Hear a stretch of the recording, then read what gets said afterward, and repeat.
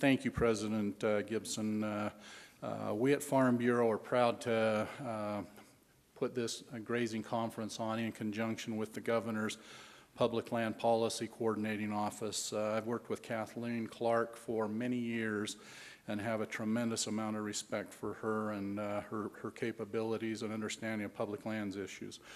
Some have asked me if bringing this conference together over the last little while that it's been in public attention, if this is something related to what's going on the landscape with some of the confrontations, and I said absolutely not. This goes back a number of years with some concerns that I've had and the Farm Bureau's had over a number of issues that have escalated in recent years. This is about some research that's been done through our office and some things that we've wanted to put out on the table and have this discussion.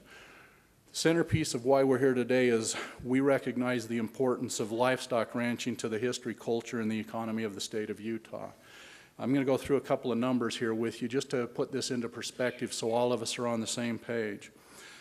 The 2016 Economic Report to the State of Utah by Governor Herbert says that farm gate sales in Utah from agriculture, $2.4 billion.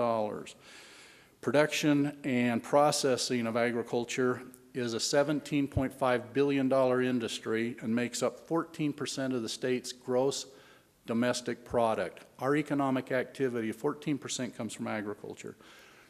You all represent employment for 80,000 Utahns.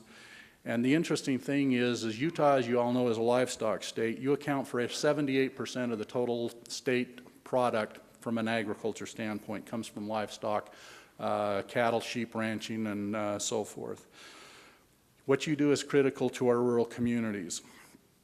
But I want to make sure that as we begin this dialogue today, we point out that not every allotment, not every rancher, and not every range con forester, BLM, are in conflict. There's an awful lot of good, positive working relationships out there, and I want to point that out right up front and center. And I want to compliment those that are working well together because, you know what, that's the way it should be.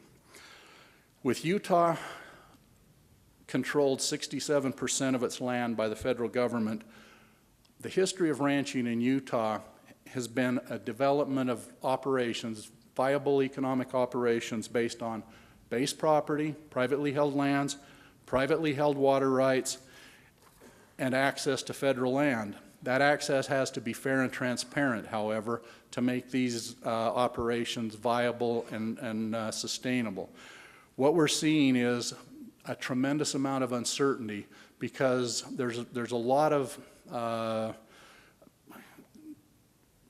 lack of continuity, if that's the best way to say it, between one district and another and one ranch and another, and we want to see those become a lot more consistent in the way that they're managed.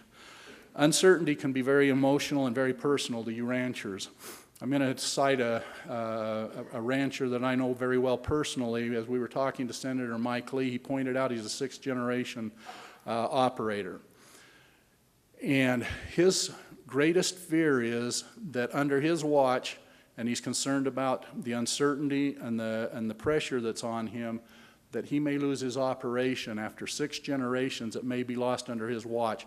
That's emotionally draining. That uncertainty is dramatically impacting who he is, and I think that's important for all of us to recognize. Those of you that are involved in agencies that are here with this, and I think a lot of ranchers understand that personally. Today we want to do some things, and I'm going to go through this very quickly. We want to balance the equation so that we know that the grazers know that it's not all about the anti-grazing groups, that they have friends on their side of the equation. We want to make sure they know that they have rights, resources, and friends. We don't want them to feel isolated. We want you folks to know that you have people you can call on. We want there to be continuity in the decision making. And the final thing is we want to make sure that our agencies don't exact some retribution because you guys are aggressively protecting your rights. Who you associate with should not impact your relationship with your range con. Bottom line, folks, we want to usher in a new era of understanding and cooperation and working with one another to make this thing work. I want to thank PLIPCO, Kathleen personally, for the friendship we've had for a long time and our working together. But I also want to thank contributors that are helping pay for lunch and different things today. The Cattlemen's Association, the Wool Growers Association, Zion's Ag Group, Western Ag Credit. They've helped make this event possible. The final thing I want to do before I turn this microphone over to Kathleen is to note that we do have security in the building. I don't expect there to be anything except the highest level of decorum and respect, but we do have security here in the building. So I'm going to introduce the first panel and then have Kathleen Clark come to the microphone to introduce our group in greater detail. We have Kathleen Clark, Director of Utah's Public Land Policy Coordinating Office, Tony Rampton, Assistant Attorney General and Public Lands Section Chief for PLIPCO, and Reg Johnson, County Liaison with PLIPCO. I'm looking forward to the presentations and discussions. Kathleen?